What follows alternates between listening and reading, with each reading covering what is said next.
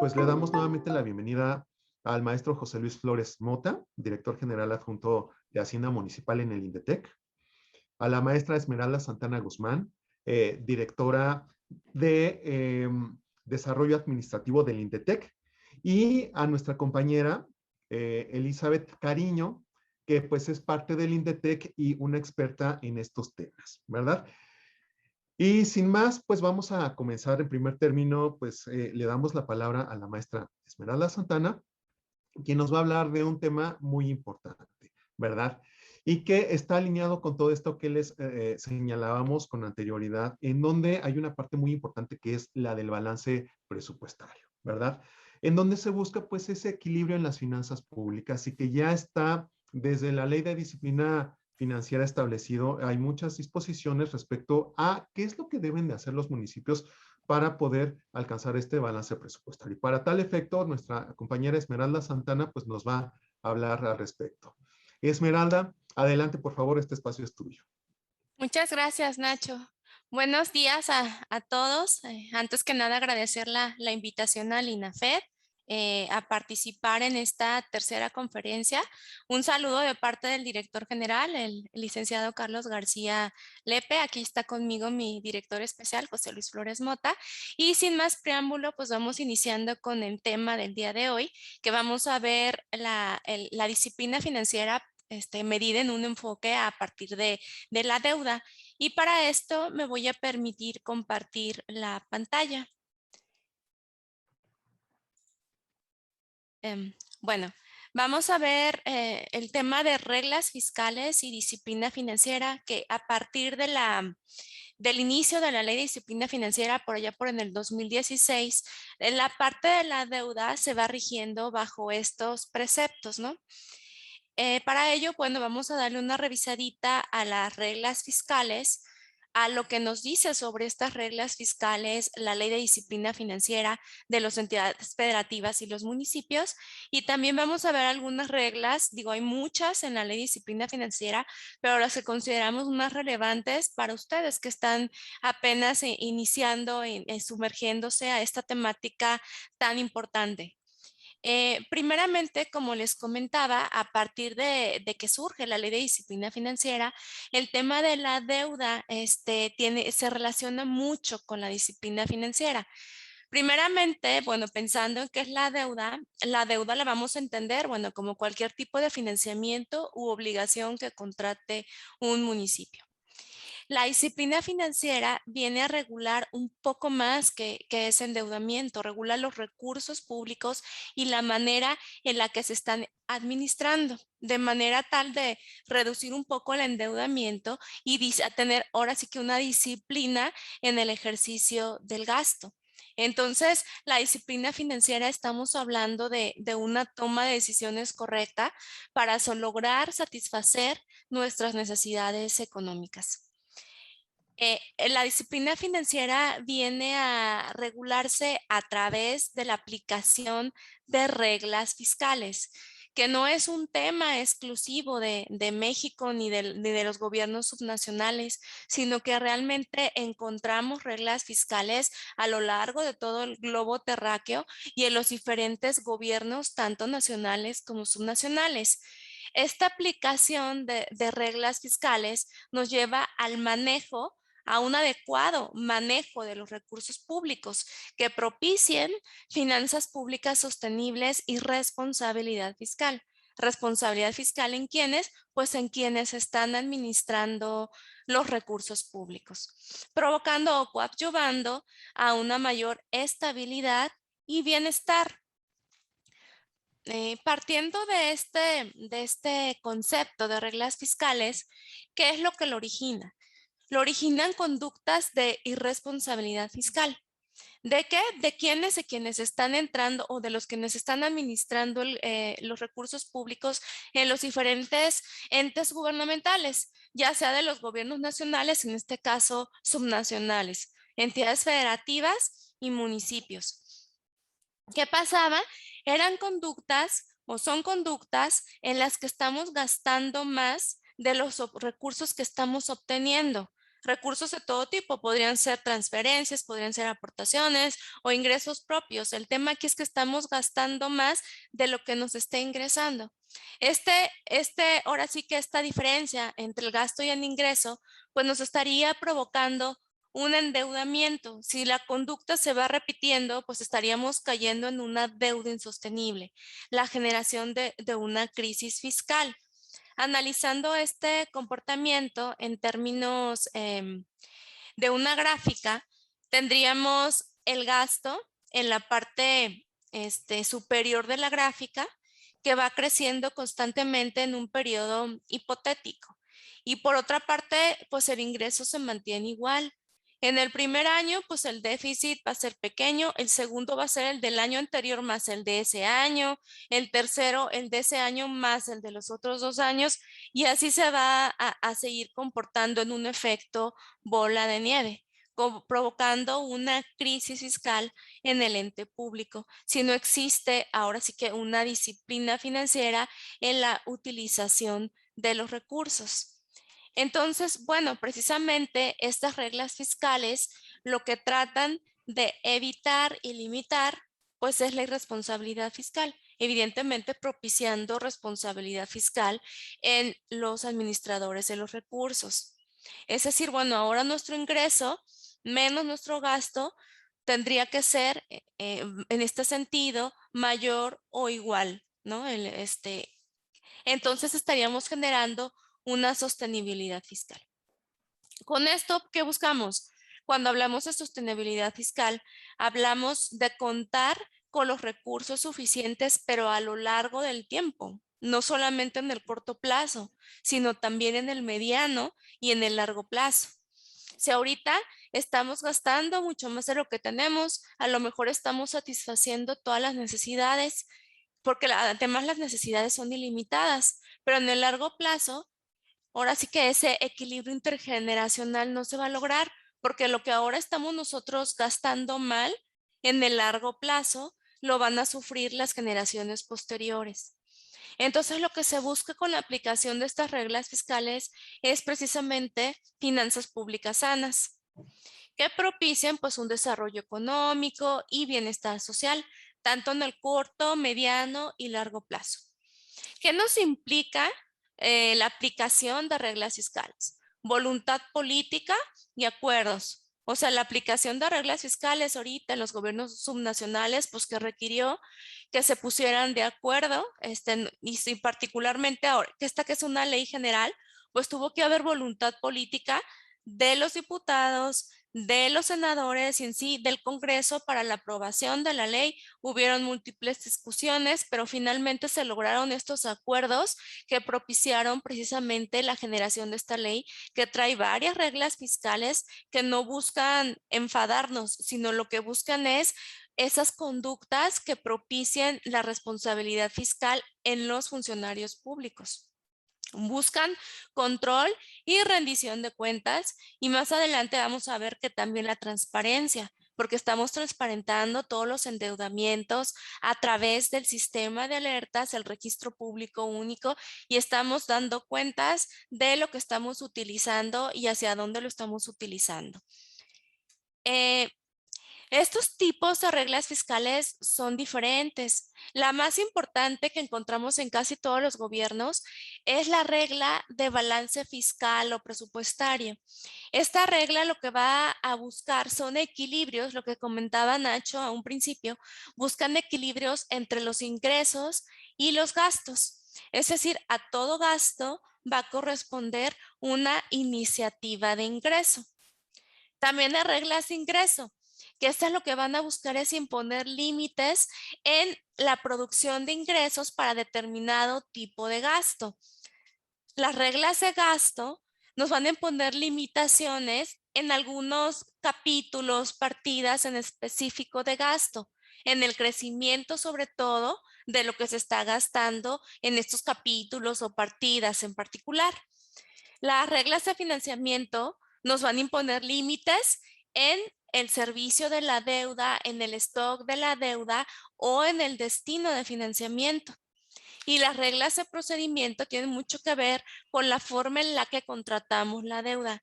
el procedimiento de elaboración, de discusión parlamentaria, cómo la aprobamos, cómo la ejecutamos. Esta serie de reglas las encontramos dispersas en la Ley de Disciplina Financiera. De unas hay más, de unas hay menos, pero todas están en el articulado de la ley, en los diferentes capítulos. Y esto se ha ido permitiendo que se regule no solo la cantidad de deuda que estamos contratando, sino también las conductas que estamos teniendo en el manejo del ingreso y en el gasto, de manera que nos lleven a buscar una sostenibilidad financiera de los estados y de los municipios. ¿Qué pasa? Ahora sí vamos adentrándonos a la Ley de Disciplina Financiera. Ya con todo este preámbulo que vimos, pues el objeto de la Ley de Disciplina Financiera precisamente se ciñe en los criterios de responsabilidad hacendaria y financiera. Hablábamos de esa responsabilidad hacendaria y financiera en el uso de los recursos, buscando siempre un manejo sostenible de las finanzas públicas. Entonces busca que tanto las entidades federativas como los municipios administren sus recursos con base en principios de legalidad, honestidad, eficiencia, economía, racionalidad, austeridad, transparencia, control y rendición de cuentas. Estamos yendo cada vez más allá en esa rendición de cuentas, en mecanismos que justifiquen pues todas las acciones de gobierno que están haciendo con nuestros recursos, y precisamente en el objeto de esta ley le estamos abonando hacia este tipo de conductas, ¿no? ¿A quiénes va a aplicar la ley? Bueno, va a aplicar a las entidades federativas, tanto al Poder Legislativo, al Poder Judicial, al Poder Ejecutivo, pero también a los municipios y sobre cualquier otro ente sobre el que tengan control, tanto las entidades federativas o los municipios. Aquí después estamos poniendo como ejemplo, pues organismos autónomos, entidades del sector paraestatal, organismos públicos descentralizados, empresas de participación estatal mayoritaria, fideicomisos públicos y universidades públicas. En pocas palabras, nadie que maneje recursos públicos se salva de dar consecución a lo que establece la Ley de Disciplina Financiera. A partir del 2016, que es cuando es aprobada la Ley de Disciplina Financiera, también surge una serie de normatividad adicional para regular algunos puntos en específico. Particularmente, el 11 de octubre del 2016 se publican los formatos del CONAC, que estos formatos del CONAC se presentan en la cuenta pública trimestral y anual, que son todos los que tienen que ver con el estado de situación financiera o el informe analítico de la deuda, a lo mejor el estado analítico de los ingresos, y también hay otros formatos en específico que se deben de presentar al momento de la elaboración del presupuesto de ingresos y de egresos. El 25 de octubre de ese mismo año también se dan a conocer los lineamientos del menor costo financiero. Estos regulan que deberán hacerse diferentes ofertas en el proceso competitivo. Aquí nos va a señalar el número de ofertas, pero una parte de la más importante es que nos explica el cálculo de la tasa efectiva. La tasa efectiva es esa tasa en la que nosotros, al momento de que queremos comparar 2 financiamientos o 5 financiamientos, dependiendo de lo que vayamos a contratar, al momento de traer a valor presente los costos asociados a ese financiamiento, tengamos una tasa comparativa que nos permita seleccionar el financiamiento de menor tasa efectiva, que sería el que se contratara bajo las mejores condiciones de mercado. Luego también el 1 de noviembre también se da a conocer el reglamento del registro público único. Nos abunda en temas como el uso del sistema, los permisos del sistema, cuáles son las obligaciones del solicitante, cuáles son los financiamientos que se tienen que registrar. También nos dice que no se podrá disponer de financiamientos que no estén registrados, o sea, es obligatorio que cualquier financiamiento que contratemos sea registrado en el registro público único para estar llevando la contabilidad del endeudamiento y tener acceso a ser evaluados en un tema muy importante que veremos más adelante, ¿no? Y finalmente, el reglamento del sistema de alertas hasta el 30, surge el 31 de marzo del 2017 y lo que hace es una medición del sistema de alertas. ¿Qué es lo que va a medir? Va a medir el nivel de endeudamiento en el que se encuentran los municipios, y esto es para efectos de la determinación del techo de financiamiento neto de los entes públicos. Entonces también es importante pues que le demos una pasadita a este reglamento, ¿no? A ver cuáles son específicamente las características que se determinan para poder hacer esta medición del endeudamiento de los entes públicos. ¿Cuáles son los principios básicos en los que se rige la ley de disciplina financiera? Comentábamos las reglas de disciplina financiera, teniendo como regla principal precisamente los balances presupuestarios sostenibles, los cuales buscan las finanzas públicas sanas en los municipios. Pero también otro punto muy importante es los requisitos de contratación de obligaciones financieras. Ya no es suficiente que como tesoreros decidamos contraer un financiamiento con alguna banca comercial que para nosotros es la mejor oferta. Es obligatorio que demostremos que esa era la mejor oferta, para lo que tendremos que hacer procesos competitivos en la contratación de los financiamientos, garantizando deudas y obligaciones con el menor costo financiero. Otro punto muy importante es el registro público único, que es el que viene a traer, ¿se acuerdan de los objetivos que hablábamos de transparencia y rendición de cuentas? Precisamente el registro público único es el que la propicia, ya que es obligatorio que los financiamientos se registren en el RPU y también dentro de la página de la Secretaría de Hacienda y Crédito Público. Estos financiamientos contratados pues son publicitados.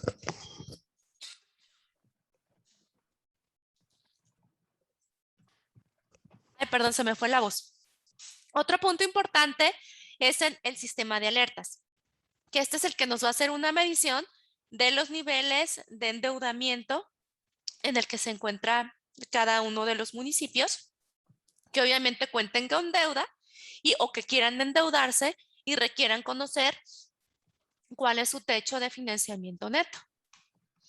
Y bueno, ya a partir de todo este preámbulo que dimos, sí se ha notado que a partir del 2016 se ha reducido la deuda.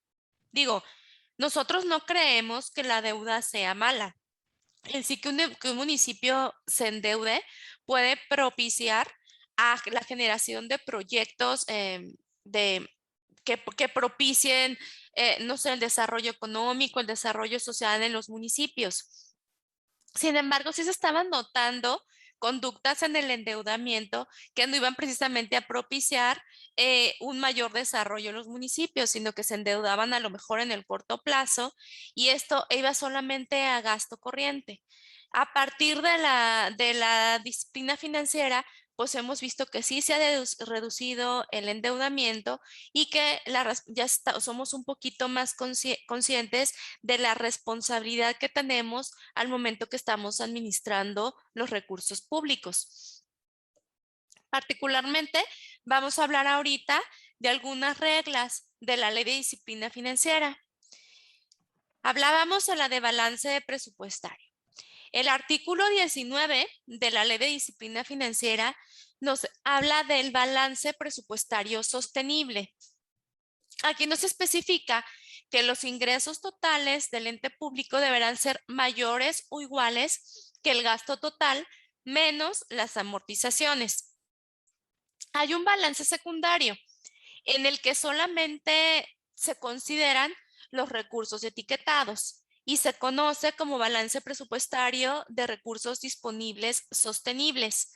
En este sentido, en lugar de tomar los ingresos totales, como está en el otro balance, vamos a tomar los ingresos de libre disposición. Para la Ley de Disciplina Financiera, los ingresos de libre disposición serían los ingresos locales que conocemos coloquialmente como ingresos propios, que son los que se generan propiamente por el municipio, como los impuestos, productos, derechos, ese tipo de ingresos, y le vamos a sumar las participaciones, que son recursos no etiquetados. Eso es los ingresos de libre disposición. Eso más el financiamiento neto va a ser mayor o igual al gasto no etiquetado menos las amortizaciones. Nuevamente, si se fijan, sustituimos el gasto total solamente por el gasto no etiquetado y le estamos restando igual las amortizaciones. El concepto de financiamiento neto es el único que aparece en el balance presupuestario de recursos disponibles sostenibles y no estaba en el balance presupuestario sostenible. ¿Y qué significa el financiamiento neto? Significa la suma de disposiciones realizadas de un financiamiento y disponibilidades menos las amortizaciones efectuadas en la deuda pública. Marcamos en negritas la parte de disponibilidades porque fue una modificación que se hizo en el 2018, que se está sumando a este concepto las disponibilidades que en la misma Ley de Disciplina Financiera se definen como los recursos provenientes de los ingresos que durante los ejercicios fiscales anteriores no fueron pagados ni devengados para algún otro rubro del gasto presupuestado, excluyendo las transferencias federales etiquetadas. ¿Qué es lo importante que nos quedemos hasta este momento del financiamiento neto? Pues que el financiamiento neto no va a ser libre en los municipios, va a depender precisamente de lo que platicábamos, de un techo de financiamiento neto que se determina por el sistema de alertas. Cuando nos encontremos en niveles de endeudamiento sostenibles, tendremos un techo de financiamiento mayor que cuando nos encontremos con un endeudamiento en observación o con un endeudamiento elevado. Y entonces, pues en este balance presupuestario de recursos disponibles sostenibles, estamos regulando precisamente el tema de no excedernos en las contrataciones de deuda que tengamos, a manera de conservar ese equilibrio en la balanza entre los ingresos y financiamiento neto por un lado y gasto no etiquetado y amortizaciones por el otro. Sin embargo, a pesar de que es obligatorio mantener en cualquier momento este balance presupuestario, la Ley de Disciplina Financiera marca una regla de escape conocida técnicamente, pero es una excepción a este balance a este balance presupuestario sostenible. Y se podría incurrir en uno negativo en tres situaciones. Una puede ser cuando haya una caída del Producto Interno Bruto en términos reales y esto origine también una caída de las participaciones en términos reales. Otro punto podría ser cuando haya algún fenómeno extraordinario que tenga que ver con desastres naturales y que este desastre natural sea en términos de la ley de protección civil.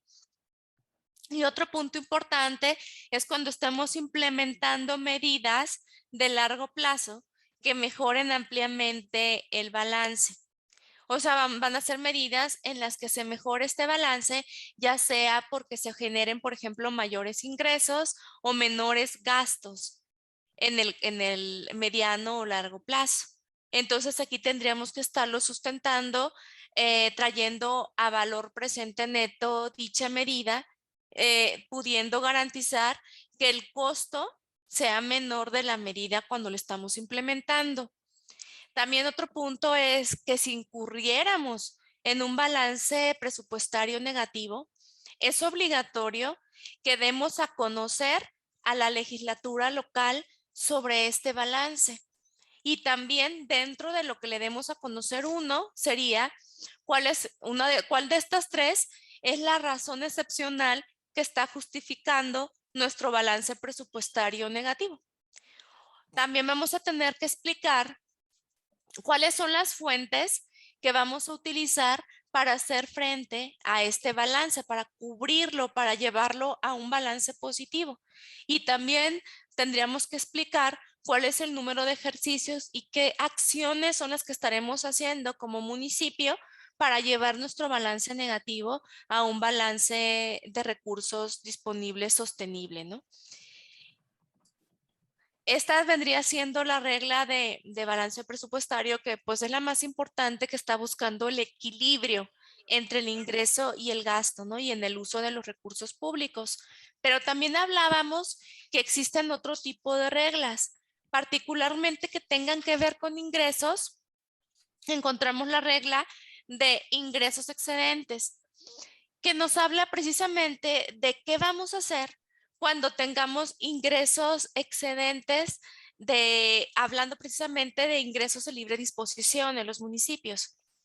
Estos ingresos que sean excedentes, cuando es que se determinen excedentes, o sea que superen los que presupuestamos en nuestro, valga la redundancia, presupuesto de ingresos, ya estaríamos hablando de ingresos excedentes.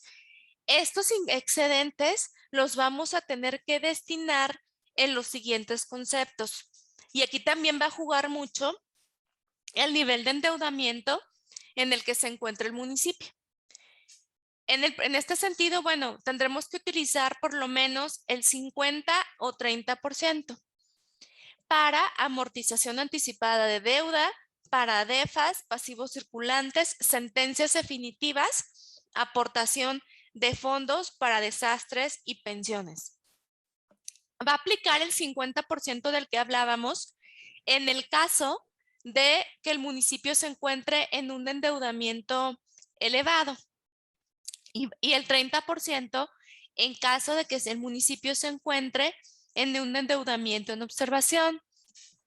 El remanente, que sería el 70 o el 30%, dependiendo del caso, deberá destinarse a inversión pública productiva, en un fondo específico para inversión pública productiva, o en un fondo para conservar la caída de los ingresos de libre disposición. Ahora, si el municipio se encuentra en un nivel de endeudamiento sostenible, podrá destinar libremente estos ingresos excedentes en cualquiera de los conceptos que mencionamos arriba. Y además, un 5% de estos ingresos excedentes los podrá destinar a gasto corriente. Aquí lo que les recomendamos es, bueno, mejor para no caer en estos temas de ingresos excedentes, y tengamos que destinar nuestros recursos en estas partidas en específico, pues mejor hagamos una estimación muy conservadora y muy real de cuáles son los ingresos que vamos a obtener en cada una de nuestras fuentes tributarias. Y así pues con mayor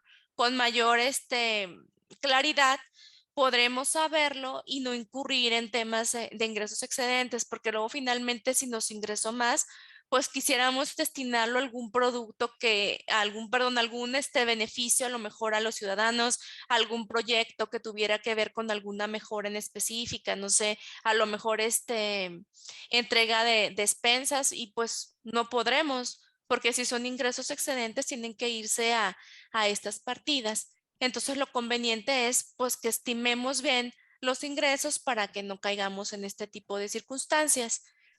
¿Qué pasa si en el caso contrario, si disminuyen los ingresos previstos en la ley de ingresos? Que esto pues fue una situación que aconteció en la mayoría de los municipios ahora precisamente en el tema de la pandemia. En estas circunstancias, habremos de hacer ajustes en el presupuesto de egresos. La ley de disciplina financiera nos establece claramente cuáles son las partidas a las que les tendremos que hacer corte.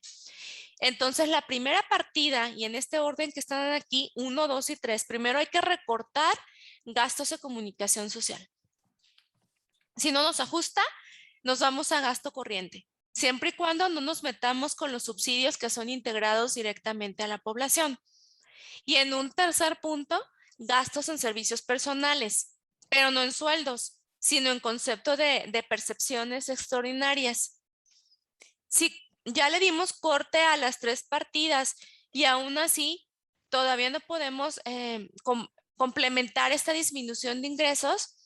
Vamos a poder compensarla con otros conceptos de gasto, pero siempre vamos a tener que cuidar no afectar los programas sociales. Aquí sí, esta sí fue una situación muy común y bueno, hay que tener claridad de que este es el orden en el que tendremos que estar haciendo los recortes del presupuesto de egresos que señala la Ley de Disciplina Financiera en el artículo número 15. Otro límite de gasto que tenemos en la Ley de Disciplina Financiera y que ha sido muy polémico es el correspondiente al capítulo de servicios personales. Aquí, en este punto, nos dice que la asignación global de recursos para servicios personales que se apruebe en el presupuesto de egresos tendrá como límite la tasa menor de las que aquí estamos indicando. El 3% de crecimiento real es una de las tasas y la otra es el crecimiento real señalado en los criterios de política económica. Aquí, pues ahorita ya tenemos los criterios de política económica y ya sabemos que el crecimiento señalado en los criterios generales de política económica es mayor al 3% de crecimiento real señalado en el artículo 10 de la Ley de Disciplina Financiera. Entonces, vamos a tener que presupuestar el capítulo 1000 calculándolo con un 3% de crecimiento real. Ahora, hay una excepción también en este crecimiento que tiene que ver precisamente con el monto erogado por sentencias laborales definitivas emitidas por una autoridad competente. En este caso, lo que sea que gastemos, independientemente que se registre en la partida 1000 también, no cuenta para efectos del crecimiento. Y tampoco algún gasto que hayamos adicional que tengamos que hacer que derive de la implementación de nuevas leyes o reformas que pues es obligatorio y, pues, y si nos va a afectar la partida del capítulo, perdón, de servicios personales, pues no nos va a afectar en este crecimiento, no se considerará en el cálculo. Ahora bien, bueno, ¿cuáles entonces serían los supuestos para este artículo 10? Aquí yo les decía que ahorita sabemos que la tasa establecida en los criterios generales de política económica que ya salieron en este momento es mayor a la tasa que está establecida en el artículo 10 de la Ley de Disciplina Financiera. Ahorita nos encontramos en el caso 1. Entonces, pues en el crecimiento que vamos a elegir es el 3% real de la Ley de Disciplina Financiera. Vamos a suponer que estuviéramos en el año pasado y que la tasa establecida en los criterios generales de política económica, la tasa de crecimiento, fuera del 2%.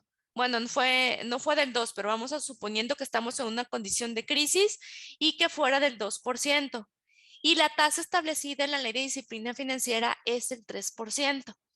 En este caso, tomaríamos el 2% real que está establecido en los criterios generales de política económica. Y hay un tercer supuesto que nos indica que en el caso de que el crecimiento en los criterios generales de política económica sea negativo, entonces el crecimiento a efectos de lo estipulado en la Ley de Disciplina Financiera es del 0%. Esos son los 3 casos hipotéticos que podríamos encontrar derivados del artículo 10 de la Ley de Disciplina Financiera. Ahora, otro punto muy importante es que se menciona que es la tasa de crecimiento real. Hay que tener conceptualizado que cuando hablamos de tasa de crecimiento real, estamos infiriendo que estamos considerando el valor de dinero en el tiempo. Es decir, estamos considerando los efectos de la inflación. Que si bien es cierto, ahorita mi partida de servicios personales pudiera ser de 1,500,000 pesos, pero pues hubo una inflación del 5,8%, ¿no? Entonces, pues realmente el próximo año, lo que ahorita me valía 1,500,000, pues va a ser lo correspondiente a 1,587,000 pesos. Entonces no es lo mismo tener 1.500.000 en el 2021 que 1.500.000 en el 2022. A eso nos referimos con los efectos de la inflación.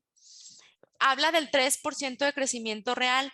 Al momento que nosotros le estamos agregando los efectos de la inflación, esta cantidad le estamos haciendo una cantidad no nominal. Esta es una cantidad, un monto real. Entonces ya sobre esta cantidad es sobre la que tendríamos que aplicar el crecimiento que nosotros nos aplique dependiendo de lo dicho en la ley de disciplina financiera, ¿no? En este caso, le estamos aplicando sobre esta cantidad el crecimiento del 3%. Sobre esta cantidad, el que es el caso 2, el crecimiento del 2%. Y sobre esta cantidad, el crecimiento del 0%, porque dijimos que era un crecimiento real del 0%. Si se fijan, no se incrementó nada, pero no se incrementó nada a la cantidad que ya está considerando la inflación. Y esto es precisamente a lo que nos referimos cuando hablamos de crecimiento real. Si no, pues iría crecimiento nominal y solamente estaríamos aplicando el 3, el 2 o el 0% sobre el monto aprobado en el capítulo, en el capítulo 1000 del presupuesto 2021. Pero ahora lo que vamos a tener que hacer es tomar el monto aprobado en el presupuesto 2021 en el capítulo 1000, agregarle los efectos de la inflación y agregarle a esa cantidad el 3%. Entonces, si lo vemos en una tasa de crecimiento nominal, que es la que no considera los efectos de la inflación, estaríamos hablando de que con respecto al 1.500.000 pesos, esta cantidad, 1.634.000, tiene una tasa de crecimiento nominal del 8.97%, que es lo mismo de multiplicar 1.058 por 1.03%. Entonces tenemos un crecimiento del 8.97 en el primer caso, nominal, pero real del 3%, que este es el que estamos buscando de acuerdo a la ley de disciplina financiera. En el segundo caso, tenemos sí un crecimiento nominal del 7.97%, pero en términos de crecimiento real es del 2%. Y en el tercero de los casos, estamos hablando de un crecimiento del 5.8% nominal que corresponde solamente a la inflación. Porque al momento de que hablamos de la tasa de crecimiento real, estamos hablando de un crecimiento del 0%. Y así es como interpretamos este crecimiento del capítulo 1000, que ha sido controversial por un lado, de que pues está limitado el crecimiento, ¿no? Y estábamos acostumbrados a que de administración en administración el crecimiento de esa partida pues era mucho mayor que el 3 o inclusive el 3% de la ley de disciplina financiera. Pero otro punto que también ha sido controversial es precisamente el cálculo, ¿no? Entonces la interpretación de este cálculo es esta. Aumentamos los efectos de la inflación y a esa cantidad le aumentamos la que corresponda, ya sea el 3% o la que esté determinada en los criterios generales de política económica, si esta fuera menor, ¿no? Y que hay otro, en este caso en particular, en este mismo artículo, nos especifica que en el presupuesto de egresos tenemos que presentar una sección específica con lo siguiente: las remuneraciones de los servidores públicos, detallando las percepciones ordinarias y extraordinarias, y por otra parte, las previsiones salariales y económicas para cubrir los incrementos salariales, la creación de plazas y otras medidas económicas. Eso también es obligatorio conforme al artículo 10. Ahora que ya estamos en la elaboración de las iniciativas, ¿qué nos dice de ingresos y de presupuesto de egresos? ¿Qué nos dice la ley de disciplina financiera? Nos dice que las iniciativas deberán elaborarse conforme a la legislación local, la Ley General de Contabilidad Gubernamental y las normas del CONAC. Nos dice que conforme a objetivos anuales, estrategias y metas, las cuales deben alinearse al Plan Estatal y Municipal de Desarrollo. Entonces aquí esta regla va claramente para el tema del ejercicio del gasto, que ahí es donde tenemos que estar planeando nuestro gasto precisamente en midiendo objetivos estratégicos, objetivos de gestión y el cumplimiento de las metas y de las estrategias. Nos habla sobre proyecciones de finanzas públicas. Las proyecciones de finanzas públicas deberán de presentarse en ambas iniciativas. Dependiendo del número de habitantes del municipio, estas proyecciones deberán de hacerse del año que se está proyectando y los 3 años posteriores. Y si fuera un municipio de menos de 200,000 habitantes, pues serían las proyecciones para el ejercicio en cuestión más la proyección de un año más. Y hay un formato específico de la Ley de Disciplina Financiera, que es el 7B y 7A y 7A, 7A y 7B para el caso de la Ley de Ingresos y Presupuesto de Egresos. También nos habla de la descripción de riesgos de las finanzas públicas y propuestas de acciones a realizar. No me voy a detener porque hay una diapositiva más adelante sobre este tema. Los resultados de las finanzas públicas, esto sería tomar el año en cuestión y en el formato establecido en los lineamientos del CONAC, en el caso de que sea un municipio de más de 200,000 habitantes, tendríamos que poner los resultados de 3 años anteriores de las finanzas públicas. En el caso de municipios de menos de 200,000 habitantes, nos iríamos solamente al año inmediato anterior. ¿Cuáles fueron los resultados de las finanzas públicas?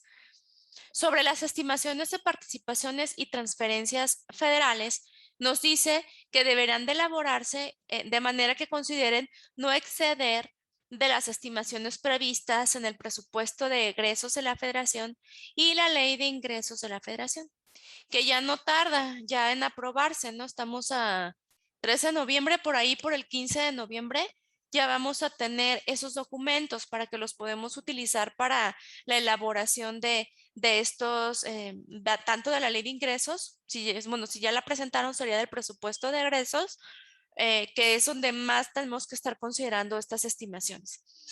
Y finalmente el estudio actuarial de pensiones, que hay que incluirlo también solamente en el caso de los municipios que tengan un sistema de pensiones propio, que son la minoría. En el caso de los municipios que estén adheridos al sistema de pensiones estatal, no es necesaria dar cumplimiento a esta obligación en específico. Hablábamos de los riesgos de las finanzas públicas. ¿Cuáles podrían ser algunos riesgos que nosotros mencionáramos? Unos podrían ser la disminución de las transferencias federales, derivada de una baja en la recaudación federal participable, y que esto ocasionara disminución de los coeficientes de participación, pues que redundara en menores recursos para los municipios. Y otro riesgo pudiera ser la disminución en la recaudación de impuestos, que pudiera ser por alguna disminución en la actividad económica de los negocios establecidos en el territorio municipal, que ya ven que muchos de los ingresos propios de los municipios tienen que ver con las licencias de operación de los negocios, y si hubiera una disminución en la actividad económica, pues ese ingreso, esa contribución pudiera verse mermada. Hay que considerarlo como un riesgo para las finanzas públicas. Y también amparos fiscales sobre impuestos y derechos municipales, que a veces esos amparos, terminan obligando al municipio a devolver algunos de los recursos que recaudaron previamente, y pues que provocaría un riesgo si se tenía proyectado alcanzar cierto número de ingresos y hay que devolver dinero, pues también habría que considerar este riesgo, ¿no? Y presiones contingentes sobre el gasto, como pudieran ser los laudos laborales, que ni hay en los municipios, pues entonces hay que considerarlo, ¿verdad? Y algún tipo de fenómeno meteorológico o climático que fuera recurrente en el municipio y que implicara erogaciones adicionales, pues también habría que considerar eso en nuestros riesgos de finanzas públicas. Son ejemplos, ¿no? Igual pudiera haber más, algunos les podrían aplicar, algunos no les pudieran aplicar, Pero pues sí es obligatorio que ustedes, tanto en su iniciativa de ley de ingresos como en su presupuesto de egresos, pues digan algunos de estos riesgos para las finanzas públicas que pudieran aplicarles y que estén considerando para tener una mejor administración de sus recursos. Otra regla tiene que ver con el límite para cubrir las ADEFAS. Y aquí hay que empezar a trabajar desde ahorita, porque hay un límite de recursos a establecer en el presupuesto de egresos para cubrir los adeudos del ejercicio fiscal anterior. Cuando inicia la Ley de Disciplina Financiera en el 2018, con aplicación al 2018, el límite era del 5.5%. Pero en los transitorios se estableció que este límite iba a ir disminuyendo cada ejercicio fiscal que fuera pasando. Entonces, a partir del 2021, el límite es del 2.5%. Entonces, desde ahorita tenemos que estar considerando no dejar muchos recursos en este concepto. Haciendo un repaso, bueno, ¿qué son los ADEFAS o las ADEFAS? Son asignaciones que están destinadas a cubrir las erogaciones devengadas y pendientes de liquidar al cierre del ejercicio fiscal anterior, que se derivaron de la contratación de bienes y servicios requeridos en el desempeño de las funciones de los entes públicos, para las cuales existió una asignación presupuestal con saldo disponible al cierre del ejercicio fiscal en el que se devengaron. Muchas veces pasaba que sobre todo cuando había cambio de administración, quedaban, y eran en diciembre, pues quedaban muchas ADEFAS a cubrir en el primer año de operación de la administración pública. Y esto pues no, como ya fue presupuestado o viene de una asignación presupuestal del ejercicio anterior, pues de repente la planeación del siguiente ejercicio pues se complica. Entonces, de esto que se estaba exagerando en porcentaje, pues se define o se decide en la ley de disciplina financiera disminuir estos recursos al 2.5%. Y esto lo tenemos que tomar en consideración ahorita para tratar de estar pagando todas esas cuentitas que tengamos pendientes y no llegar con demasiadas ADEFAS al siguiente ejercicio, rebasando el límite establecido en la ley de disciplina financiera. Y otra regla que se establece, que está en el artículo 17 de la Ley de Disciplina Financiera, que es muy importante también ahorita que estamos al cierre del ejercicio, es el principio de anualidad para las transferencias federales etiquetadas.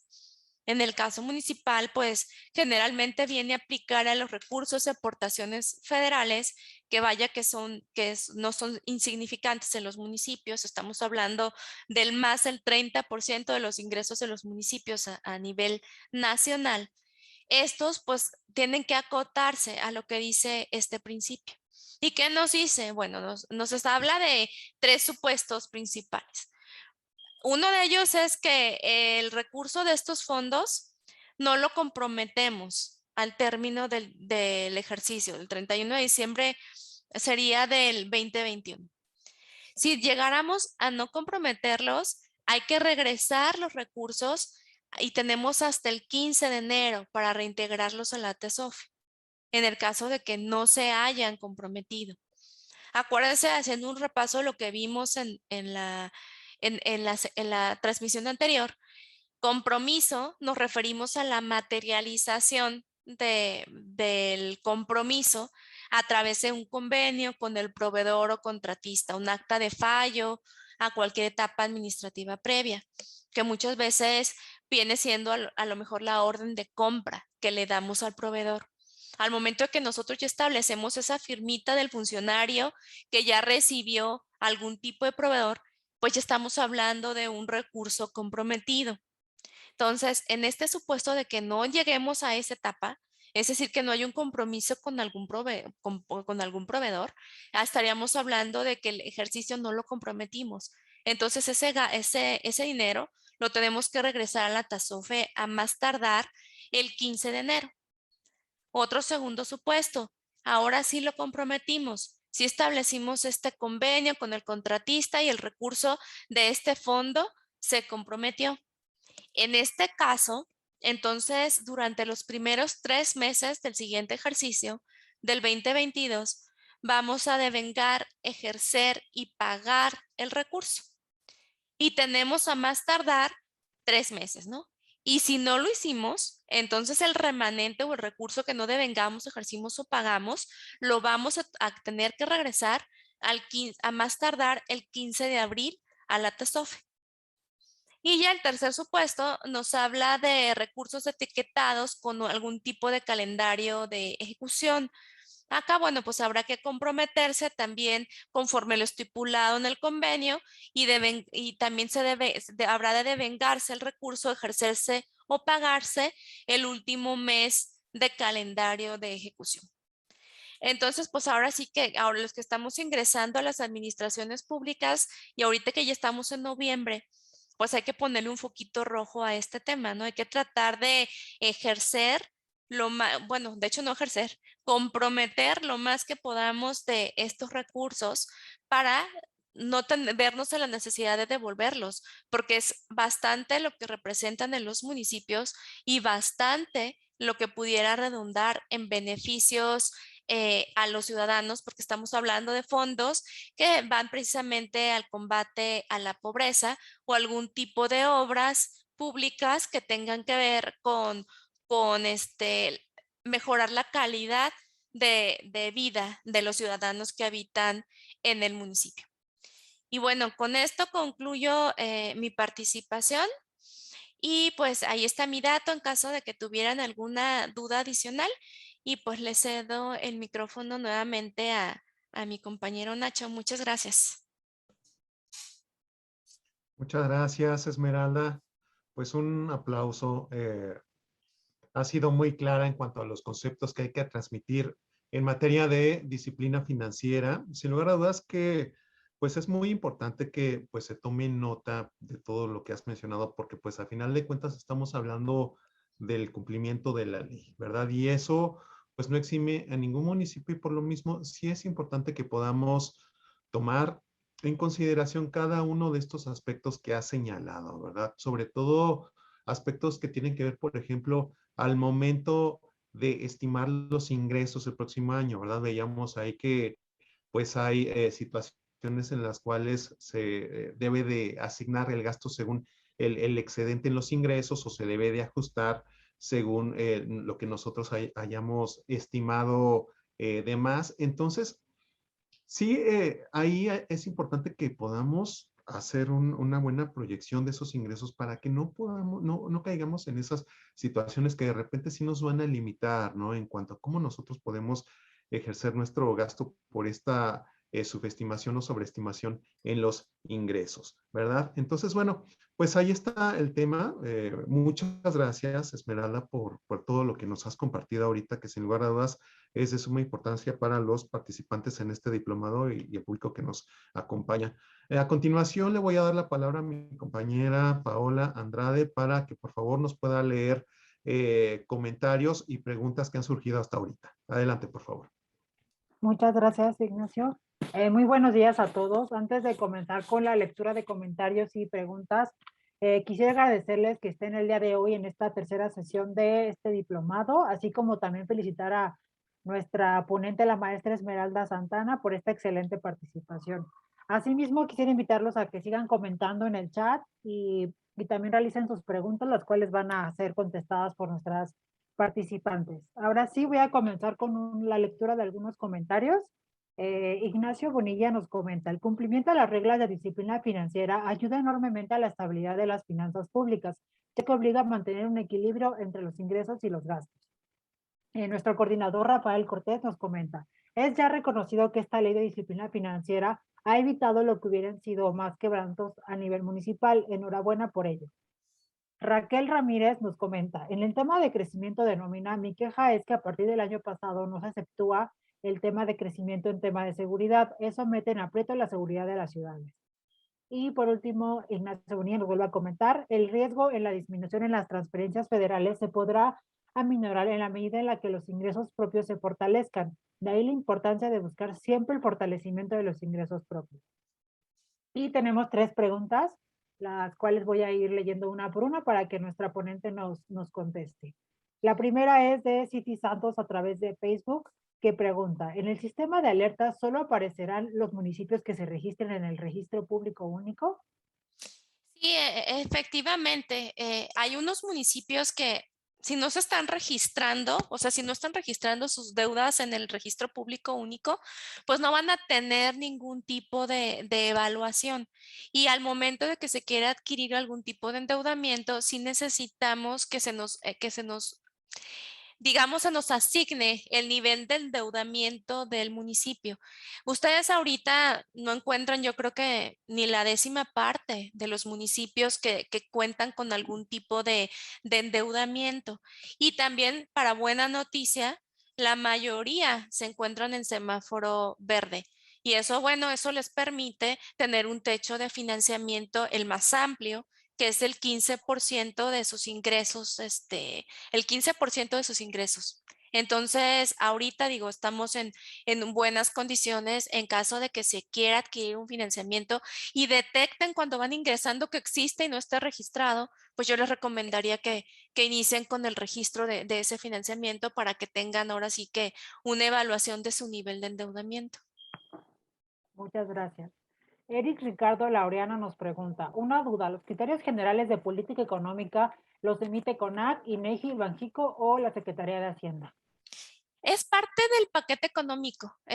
Cuando ustedes escuchen hablar del paquete económico que ya fue entregado a la Cámara de Diputados, dentro de todo el paquete económico vienen los criterios generales de política económica. Sin embargo, a principios del año se publican los criterios generales de política económica. Esto viene a aplicar en los casos en los que a lo mejor la ley de ingresos tienen como fecha límite de entregarla, no sé, por septiembre o antes. Ahí pudieran ustedes recurrir a estos precriterios generales de política económica. Sin embargo, ya ahorita contamos con los criterios generales que ustedes pueden consultarlos y ahí vienen las estimaciones en términos de presupuesto federal, pero finalmente también vienen las estimaciones de participaciones. Gracias. Y Cita Santos a través de Facebook nos pregunta, menciona que se puede aumentar el capítulo de servicios personales si se pone en marcha el cumplimiento de nuevas leyes. ¿Podría ser que el municipio que nunca ha tenido un área, ejemplo de mejora regulatoria, se podría aumentar servicios personales para crear esta área? Bueno, estamos hablando de leyes generales y obligatorias. En ese caso, si quisiera hacerse o crecerse ese departamento en particular porque no lo tienen y decidieron ponerlo, no estaría aplicando eso. Estamos hablando de leyes generales, pues de carácter obligatorio. Muchas gracias. Ahora le vamos a dar voz a Lourdes Porras, que nos quiere hacer un comentario. Adelante, por favor.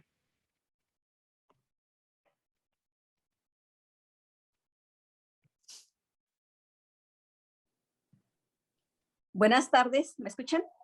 Sí.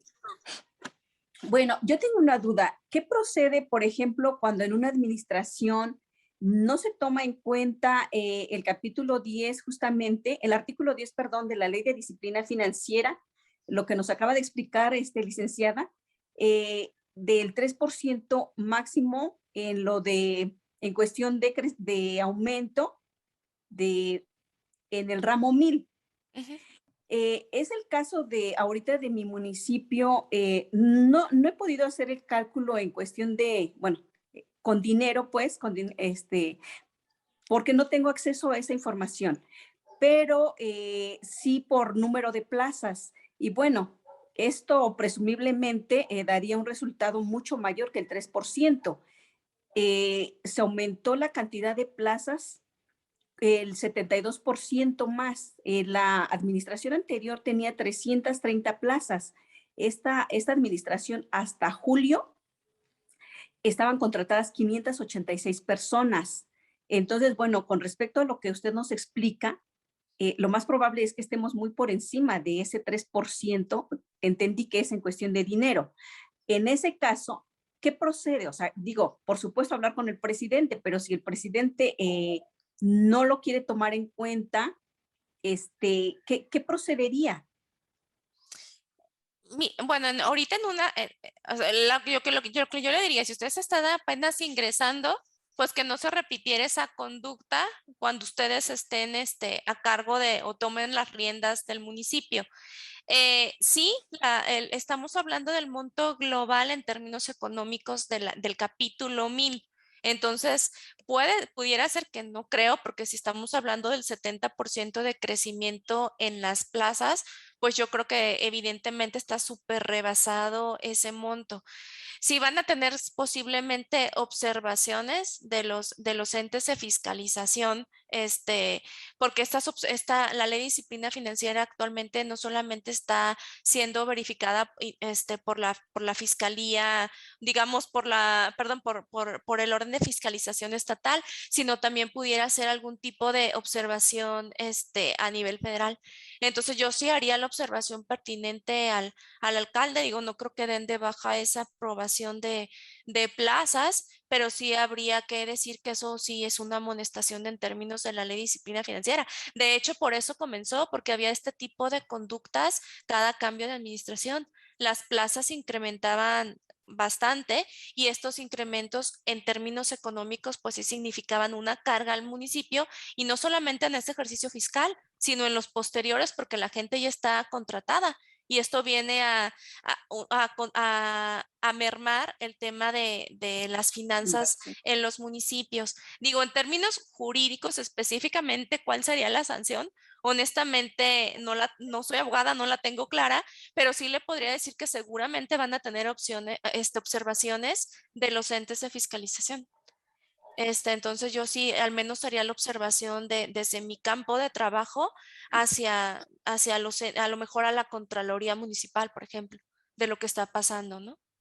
Ok, gracias. Y otra más, perdón. Dígame.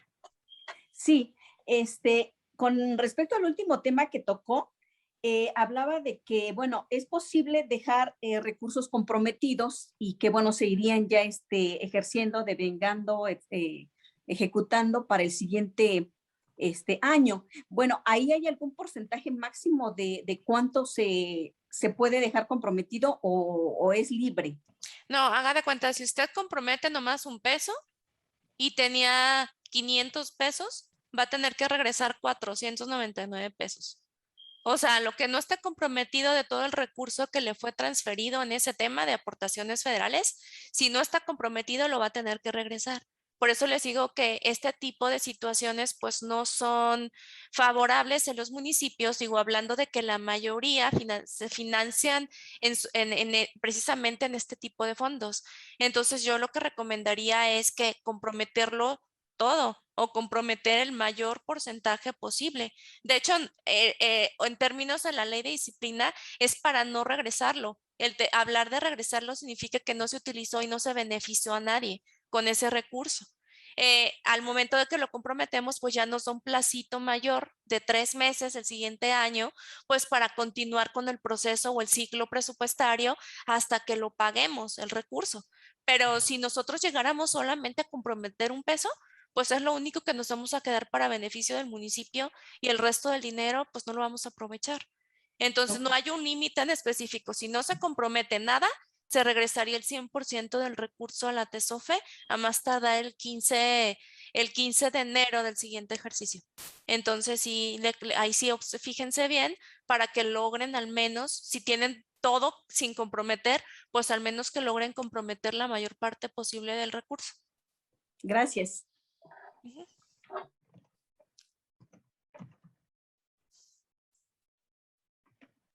Muchas gracias. Muy bien. Bueno, ahora vamos a pasar a la segunda parte. Antes de eso, si me permiten, por ahí hay una pregunta de cómo pueden inscribirse al diplomado. Bueno, ahorita ya estamos a más de la mitad de la actual edición del diplomado. Por lo mismo, ahorita no hay oportunidad de inscribirse a los que lo quieran hacer, pero durante el siguiente trimestre ya se va a abrir la convocatoria para la siguiente edición, la quinta edición, para quienes estén interesados en cursarlo, que estén ahorita acompañándonos, pero no estén cursando el diplomado. Por favor, en nuestra página de capacitación del INAFED, ahí ustedes pueden entrar y en su momento, esto es en el siguiente trimestre, ya podrán ver ahí lo que corresponde a la inscripción al diploma. Entonces, con mucho gusto, pues quienes gusten hacerlo, ahí estará disponible. y esperamos, bueno, poder contar con su participación, ¿verdad? Ahora vamos a darle la palabra a nuestra compañera Elizabeth Cariño, que nos va a compartir ahora el tema de deuda pública, el sistema de alertas de la Secretaría de Hacienda y el Registro Público Único. Elizabeth, adelante, por favor. Muchas gracias. Hola, buenos días a todas y todos. Es para mí un gusto poder estar el día de hoy ustedes en esta tercera sesión complementaria del Diplomado en Hacienda Pública Municipal en su cuarta edición. Como ya se señaló, el tema que vamos a abordar a continuación es el de deuda pública, sistema de alertas y registro público único. Bien, dentro de la disciplina financiera, un elemento fundamental de esta es, como bien lo mencionó la maestra Esmeralda, es el buen manejo y control de los recursos públicos, así como de la contratación de obligaciones por parte de los entes públicos. Esto precisamente a través de una serie o a través de la aplicación de una serie de reglas, de criterios, de lineamientos, que en todo caso tiene como fin tener precisamente esas finanzas públicas sanas. Cabe resaltar que la deuda pública, bien utilizada, bien planeada, bien programada, bien ejecutada y sobre todo utilizada con responsabilidad, puede ser un gran instrumento de inversión y de desarrollo. Sin embargo, en el caso de que se adquiera esta deuda y sea utilizada de forma irresponsable, sin tener en cuenta, por ejemplo, la capacidad del ente público, sin considerar el destino de los recursos e inclusive sin considerar un techo de financiamiento o un financiamiento, puede tener como consecuencias el hecho de poner en riesgo precisamente nuestras finanzas públicas. Y es precisamente esto lo que vamos a abordar precisamente en este momento. El objetivo de lo que resta de la sesión consiste en dar a conocer los principios y las disposiciones en materia que la Ley de Disciplina Financiera de las entidades federativas y de los municipios determina en materia de contratación de deuda pública. Siguiente, por favor. ¿Cuál va a ser el contenido? Como ya se mencionó en varias ocasiones, va a ser sobre la contratación de deuda, en qué situaciones un ente público puede contratar obligaciones, puede contratar financiamientos. Abordaremos también registro público único, que es precisamente este registro en el cual se deben de inscribir cada uno de los financiamientos que contraten los entes públicos y el sistema de alertas. El sistema de alertas es fundamental, como ya lo mencionó la maestra Esmeralda, en la evaluación del endeudamiento de los entes públicos. Cabe destacar que el registro público único va a alimentar, o de ahí va a salir la información para establecer este sistema de alertas. Siguiente, por favor. Ahora sí, vamos a comenzar. Primero, ¿qué es un financiamiento? Un financiamiento es toda operación constitutiva de un pasivo. Puede ser a largo plazo, es decir, mayor a un año, o puede ser a corto plazo, esto es menor a un año. Y puede derivar precisamente de un préstamo o de un crédito. Un financiamiento necesariamente sí o sí se va a constituir en una obligación de pago, porque los recursos que obtengamos vía financiamiento evidentemente se tienen que pagar. Ahora bien, ¿cuándo pueden contratar financiamiento los entes públicos? Lo pueden contratar cuando se destina a inversión pública productiva. ¿Qué es la inversión pública productiva? Es toda erogación que genere un beneficio social y se enmarca en la construcción, rehabilitación, reposición de los bienes del dominio público, también en el equipamiento de estos bienes del dominio público y en los bienes para brindar un servicio público específico. Aquí es muy importante que conozcan el clasificador por objeto del gasto. porque es precisamente en este clasificador que es emitido por el CONAC y que lo van a encontrar en la página del CONAC, donde vamos a encontrar específicamente a qué rubros se puede destinar esta inversión pública. Hay un capítulo que está exclusivamente determinado para inversión pública y que también se señalan estos bienes en dominio público. Entonces, es indispensable que como servidores públicos municipales conozcan este clasificador por objeto del gasto. Ahora bien, también puede ser destinado a refinanciamiento o reestructura. En el caso del refinanciamiento, significa que se puede contratar uno o más financiamientos para liquidar un financiamiento previamente contratado. Aquí, algo muy importante sobre el refinanciamiento es que únicamente se van a poder liquidar aquellos financiamientos que previamente se encuentren inscritos en el registro público único. También pueden ser utilizados para la reestructura. Reestructura significa una modificación en las cláusulas de los contratos. Aquí evidentemente se espera tener, por ejemplo, una mejor tasa de interés. Otro destino del financiamiento a largo plazo puede ser utilizado en asociaciones públicas privadas. Esto para la contratación de servicios. Fundamental que el componente de esta contratación de servicios incluya la inversión pública productiva de la que ya hablamos. En el caso de este tipo de financiamientos de largo plazo, se requiere la aprobación de las 2/3 partes de la legislatura local. La legislatura local es la que va a establecer ese monto máximo del financiamiento que van a poder contratar, previo a un análisis de la capacidad de pago del ente público, así como del destino de los recursos.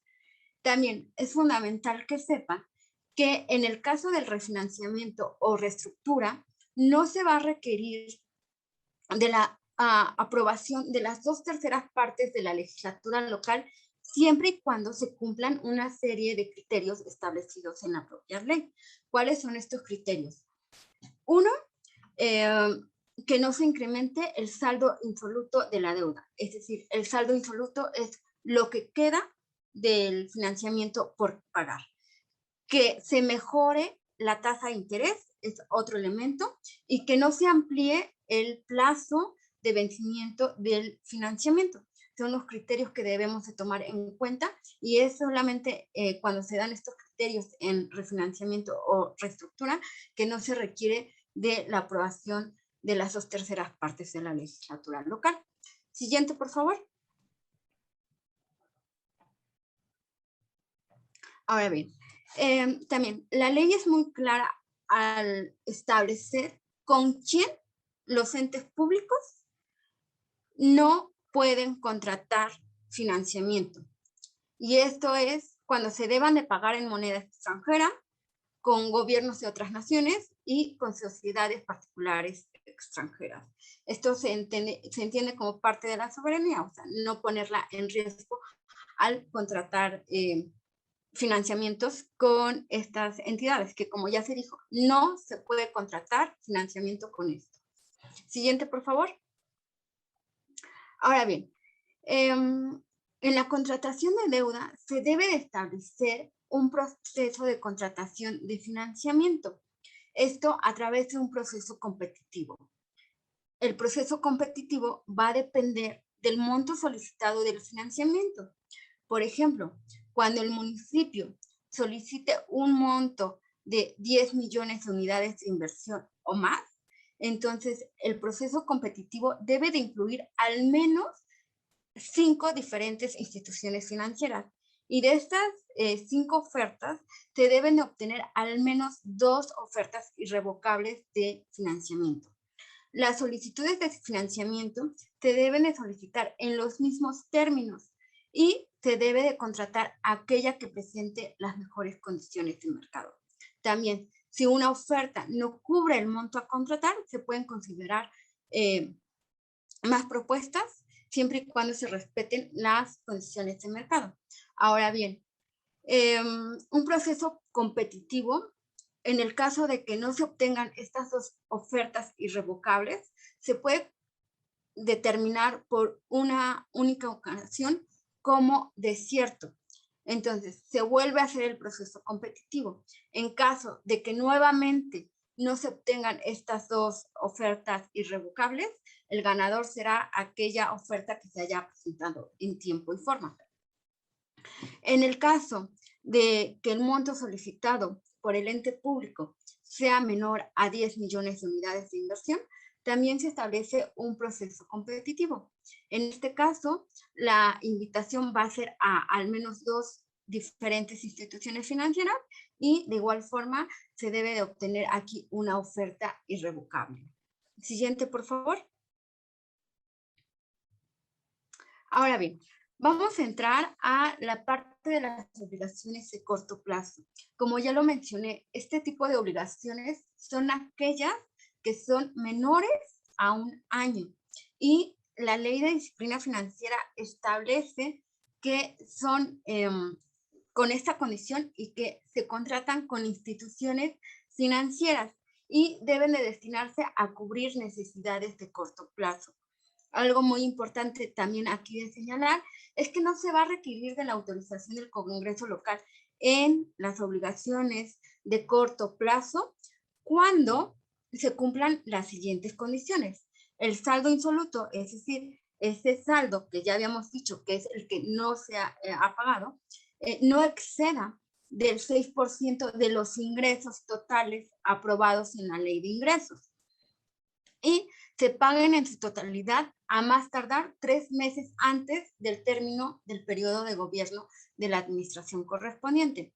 Por ejemplo, para las administraciones municipales que entran el 1 de enero del 2022. Como ya estamos en noviembre y ya estamos dentro de estos 3 meses, si hubieran tenido deuda a corto plazo, en este periodo ya deberían de estar cubiertas esas obligaciones de corto plazo. Otro elemento fundamental para que no se requiera la autorización del Congreso local es que sean quirografarias. ¿Qué significa que sean quirografarias? Que al momento de la contratación no se establezca o no se exija una garantía o fuente de pago determinada. Eso es lo que significa que sea quirografario.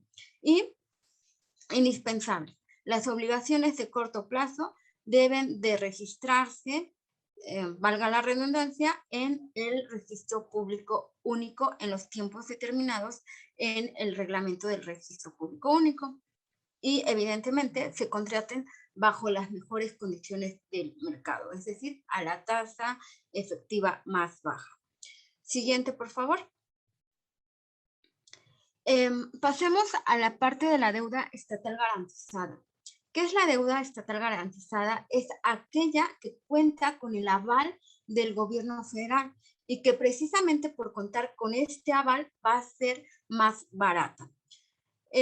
Para que se dé esta deuda estatal garantizada, se debe de celebrar un convenio del ente público con la Secretaría de Hacienda y Crédito Público y se deben de afectar las participaciones que les corresponden a los municipios, que en todo caso pueden ser Fondo General de Participaciones y Fondo de Fomento Municipal.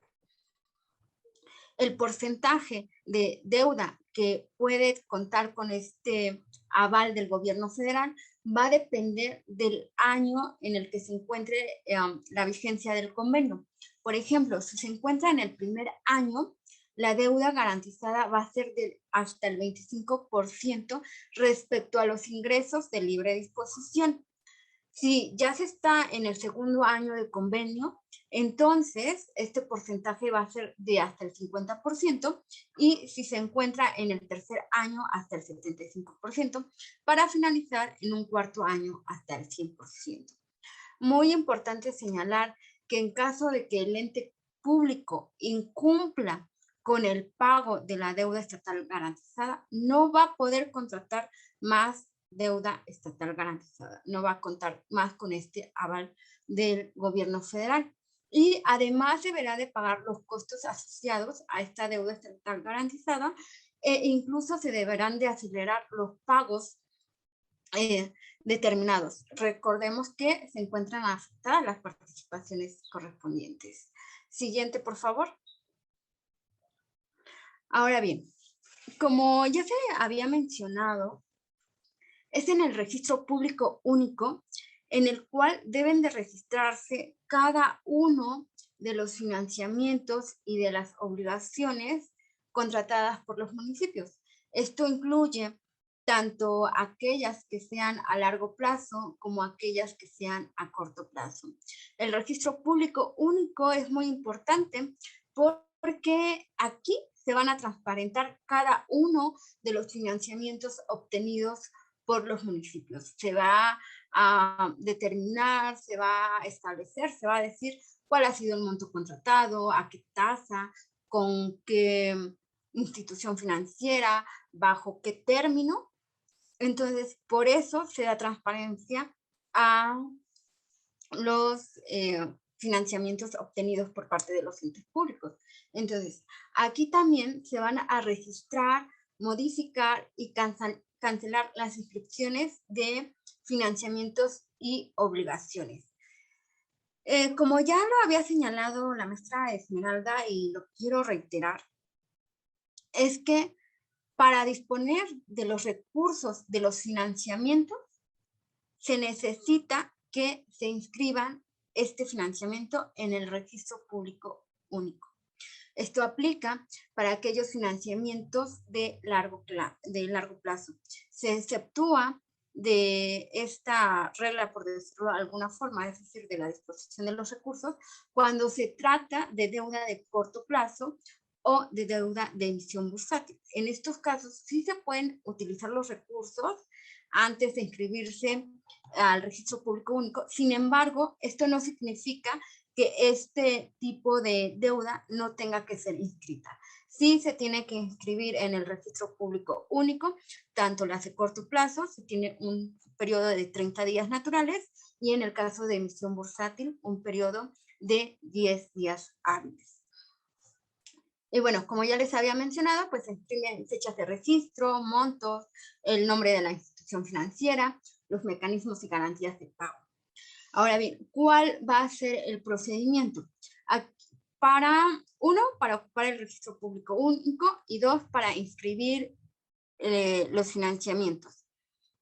El primer procedimiento que tenemos que tener claro es que se debe de realizar este procedimiento, valga la redundancia, para que un solicitante autorizado, que en todo caso debe de ser el tesorero municipal, pueda acceder al sistema del registro público único. Para que se dé la contraseña y se dé el usuario de este solicitante autorizado, primero se tiene que realizar una carta de aceptación por parte del solicitante autorizado. En esta carta se tiene que manifestar que el tesorero municipal conoce y acepta el uso del sistema del registro público único, y que además acepta consultar el tablero electrónico mediante el cual se emiten las notificaciones referentes a los trámites establecidos en este registro público único, al menos los días 15 de cada mes y los días últimos de cada mes, y que en el caso de que no lo consulte, de todos modos se da por notificado el solicitante autorizado. Entonces, se da esta carta de aceptación, y además debe de contener el documento original o copia certificada que acredite las facultades de representación al ente público de quien suscribe la carta de aceptación. Nuevamente nos referimos al solicitante autorizado. También en esta carta de aceptación se debe de señalar si va a haber más funcionarios que puedan acceder al sistema del registro público único para capturar la información correspondiente. Algo también muy importante de señalar, que en el caso de que un solicitante autorizado deje el cargo de tesorero municipal, se debe de notificar al registro público único, y solamente y hasta que se dé de baja a ese solicitante autorizado, se puede dar de alta a un nuevo solicitante autorizado. Entonces, ya se da este procedimiento de la carta de aceptación, del documento original que acredita la representación del ente público, y entonces sí, ya se da el usuario y la contraseña para utilizar el sistema del registro público único. Ahora sí, vamos a pasar al siguiente proceso, que es cuando se registran, se modifican y se cancelan las inscripciones de financiamientos y obligaciones. A este procedimiento o a este proceso le vamos a llamar procedimiento registral. Entonces, cuando ustedes vayan a inscribir, a modificar o a cancelar un financiamiento, van a ingresar la solicitud en el sistema del registro público único. Si el trámite, y solo si el trámite cumple con los requisitos establecidos en el reglamento del registro público único, del RPU, entonces se va a emitir una constancia acreditando precisamente que ya se encuentra inscrito, modificado o cancelado el financiamiento. Y esto se va a dar en un plazo de 30 días hábiles. En el caso de que no se cumpla con estos requisitos, entonces, dentro de los primeros 10 días hábiles, el registro público único va a emitir una prevención por una única ocasión, en donde se les va a señalar qué es lo que tienen que solventar. Entonces, después va a haber una suspensión de plazo y se va a dar un plazo de 10 días hábiles para que el ente público conteste esta prevención. Posterior a estos 10 días hábiles, se va a tener un plazo de 20 días hábiles donde el registro público único va a emitir la constancia de que se encuentra inscrito el financiamiento o va a haber un desechamiento. El desechamiento se puede dar por dos causas. Uno, porque dentro del plazo establecido de los 10 días no hayan ingresado la información correspondiente. Y dos, porque habiendo ingresado la información correspondiente dentro del plazo señalado de los 10 días, no se hayan solventado las observaciones hechas por el registro público único. Entonces, en esos dos supuestos, se da el desechamiento y deberán de iniciar nuevamente con el trámite para la instrucción correspondiente. Siguiente, por favor. Ahora bien, el registro público único es muy importante porque precisamente de ahí se va a tomar la información para el sistema de alertas. El sistema de alertas va a medir el nivel de endeudamiento de los municipios que tengan contratados financiamientos y obligaciones y que estén inscritos en el registro público único. Son 3 indicadores que se toman para realizar este sistema de alertas y para realizar este semáforo del nivel de endeudamiento. ¿Cuáles son estos 3 indicadores? El primero de ellos, y es el más importante y el que tiene más peso a la hora de hacer la combinación de los indicadores, que da como resultado precisamente el nivel de endeudamiento y por lo tanto el techo de financiamiento, es el de la deuda pública y obligaciones sobre ingresos de libre disposición. Este indicador nos va a mostrar la sostenibilidad de la deuda.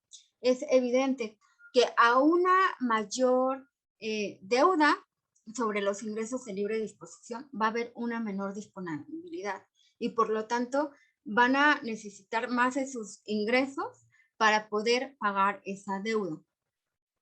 El siguiente indicador es el de servicio de la deuda y obligaciones sobre ingresos de libre disposición. Este indicador lo que mide es el costo de la deuda. Aquí se van a tomar elementos como las comisiones anuales, como la amortización del capital, como los intereses. Entonces mide ese costo de la deuda. Y Finalmente, el último indicador es el de obligaciones de corto plazo, proveedores y contratistas sobre ingresos totales. Este indicador lo que va a medir es que tanto el ente público puede hacer frente a sus obligaciones de corto plazo. Derivado de la combinación de estos tres indicadores, se va a obtener un nivel de endeudamiento que puede ser sostenible, en observación y elevado. De aquí va a depender, como ya se había mencionado en la presentación anterior, el techo de financiamiento que van a poder obtener los entes públicos. Si se tiene un nivel de endeudamiento sostenible, va a ser del 15% sobre sus ingresos de libre disposición. Si se encuentra en un endeudamiento observado, únicamente va a ser del 5% ese techo de financiamiento sobre los recursos de libre disposición, y si se encuentra en elevado, va a ser del 0%. Es decir, no se establece ese techo de financiamiento. Muy importante señalar que en el caso de que el ente público no entregue la información correspondiente sobre sus financiamientos, sobre sus obligaciones, entonces no se puede realizar la evaluación en este sistema de alertas. Si el municipio o el ente público incurre en más de 2 ocasiones esta situación de no entregar información y que por lo tanto no se puede realizar la medición en el sistema de alertas, se le va a catalogar como un endeudamiento elevado, lo que significa que no va a tener techo de financiamiento en el próximo ejercicio fiscal. Ahora bien, también importante resaltar lo que ya se había mencionado también en la anterior presentación. De acuerdo con el nivel de endeudamiento que tenga, los ingresos excedentes que llega a tener un ente público van a ser destinados a los preceptos que la maestra Esmeralda ya había mencionado. Siguiente, por favor. Ahora bien, de esta combinación de indicadores que ya les he mencionado, va a haber una serie de combinaciones, valga la redundancia, y de ahí va a derivar este nivel de endeudamiento. Aquí lo que quiero que observen es que si el indicador de deuda pública de obligaciones sobre recursos, sobre ingresos de libre disposición, se encuentra en nivel elevado, sea cual sea el estatus en el que se encuentren los otros dos indicadores, se le va a catalogar como elevado. El siguiente, por favor. Ahora bien, ya para concluir, definitivamente los preceptos que se han establecido en la Ley de Disciplina Financiera de las Entidades Federativas y Municipios ha tenido un impacto en la contratación de obligaciones y financiamientos por parte de los municipios, como lo podemos observar en la gráfica. A partir de 2016 se ha observado una baja en la contratación de la deuda pública por parte de los municipios. Siguiente, por favor. Y a forma de conclusión, en suma, la contratación de financiamientos, como lo señalé en un inicio, es una opción para el siempre y cuando sea utilizada de forma responsable, siempre y cuando se destine para los rubros determinados en la ley y siempre y cuando esté bien planeada, bien programada. Para la utilización del financiamiento es necesario entonces conocer todo lo que implica la deuda, ya que, como ya se había dicho, implica una obligación de pago. Cuando nosotros obtenemos esos recursos mediante la vía mediante el financiamiento, sabemos que se tiene que pagar. Entonces, tenemos que conocer cuáles son las tasas, cuáles son las comisiones, los recargos, los plazos y demás elementos que conlleva la deuda pública. Aquí un elemento muy importante a considerar es que cuando utilicen el financiamiento para obtener más recursos, pues lo destinen en parte a aquellas acciones que les pueden traer un beneficio a ustedes y que en cierta parte pueden ser generadoras de su propia fuente de pago. ¿A qué me refiero?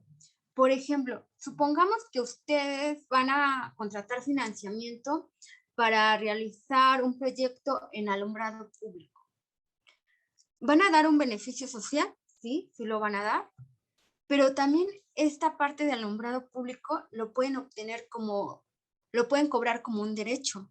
Entonces ahí ustedes pueden obtener recursos que pueden ser utilizados para el pago de esa deuda de ese proyecto.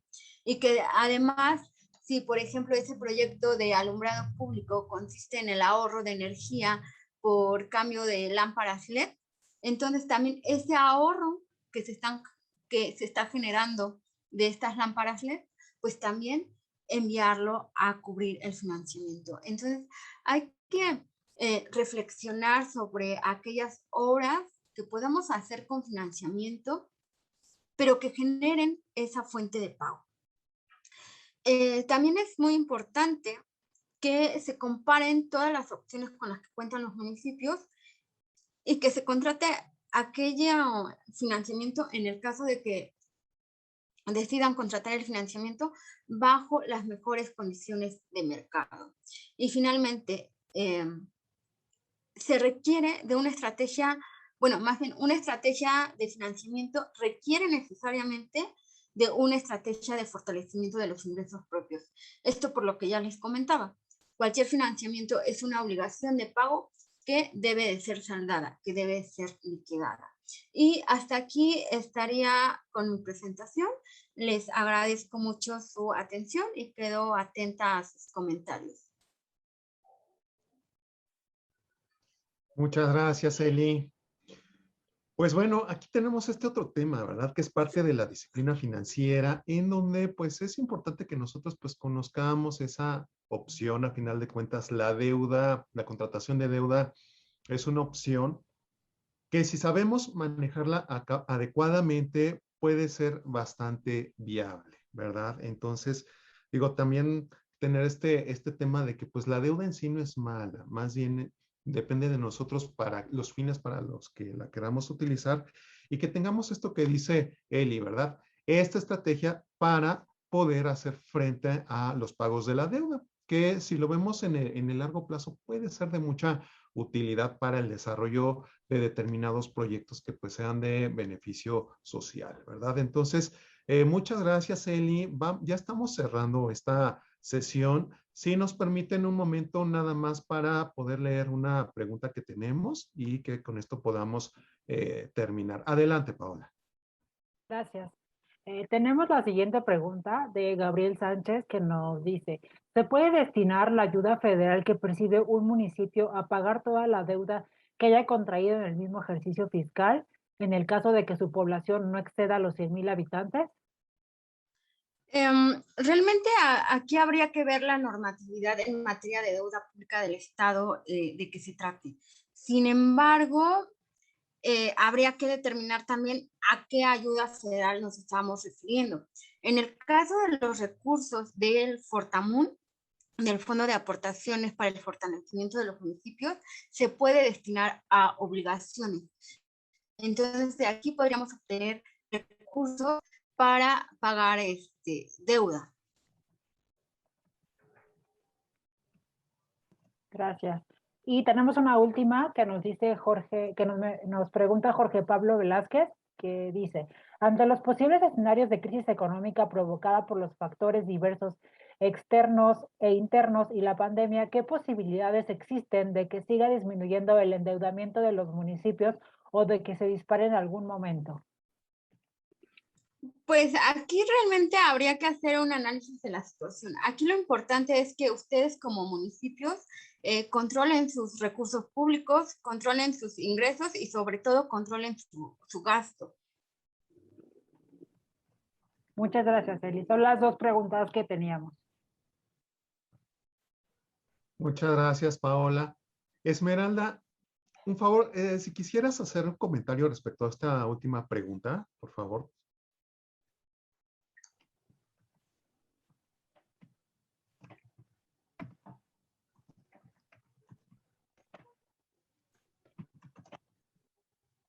¿Sí? Adelante, por favor. Era sobre cancelación de deuda, ¿verdad? No, no, básicamente nos estaban preguntando aquí sobre los distintos escenarios, cómo se ve la deuda en el futuro ante situaciones como las que tenemos actualmente provocada por factores internos, externos, la pandemia, qué posibilidades existen de que siga disminuyendo el endeudamiento de los municipios o de que en Perdón. algún momento se dispare.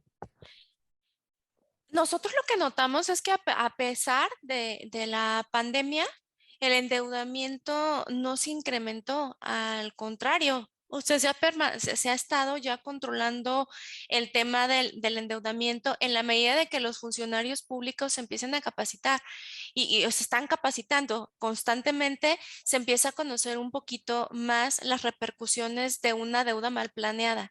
Entonces, sí estamos, como bien decía mi compañera de Podium, Elizabeth, que la verdad es que sí se está buscando destinar los financiamientos solamente a temas de inversión pública productiva y preferenciar el tema de mejorar los ingresos locales y no estar tanto disponiendo de que si me llegó la participación o de que si me llegó la aportación, sino que estamos ya en un punto de buscar una mayor autosuficiencia. Y el camino que estamos viendo que se está buscando es precisamente el empoderamiento del municipio en el tema de recaudación. Y si esto se sigue dando y se sigue dando bien, pues en automático el tema del endeudamiento pues no va a ser tan necesario. Y si vamos a estar viendo municipios autosustentables en el corto plazo, que no dependan tanto de un tema de que si no me endeudo, entonces no puedo hacer algún tipo de proyecto, etcétera. Entonces, digo, y esto lo vimos recientemente, ¿no? Esperábamos que se disparara la deuda ahora con la pandemia, cosa que no sucedió. Y esto nos deja muy, muy claro que si ya somos un poquito más conscientes del tema de la adquisición de obligaciones, pero obligaciones que puedan facilitar un tema de desarrollo sostenible en los municipios y no tanto endeudarte para el corto plazo, como lo hacíamos o eran las conductas del pasado, ¿no? Efectivamente, muchas gracias, Esmeralda. Así es, pues bueno, todo empieza, ¿verdad? Desde una correcta planeación de las finanzas públicas y de pues tener en claro cómo podemos fortalecer los ingresos propios, que esa yo creo que es la clave de todo dentro de las finanzas públicas, ¿verdad? Entonces, pues bueno, con esto queremos despedirnos. Cerramos esta sesión pues agradeciendo a nuestras ponentes, Esmeralda Santana, Elizabeth Cariño, muchas gracias por haber participado el día de hoy con este tema tan importante, a nuestro compañero José Luis Flores por habernos acompañado en esta sesión y por supuesto a todas las personas que hoy nos han acompañado por medio de Zoom y por medio de nuestra sala adjunta. Esperamos que este tema haya sido de mucho interés y que pues esto sirva realmente para poder fortalecer las finanzas públicas en sus municipios. Sin más, pues nos despedimos y los esperamos para la siguiente sesión del diplomado, que será en 2 semanas y que corresponde al tema del cuarto módulo, que es el de transparencia y rendición de cuentas en las finanzas públicas. Agradecemos mucho su atención. Muchas gracias. Hasta luego.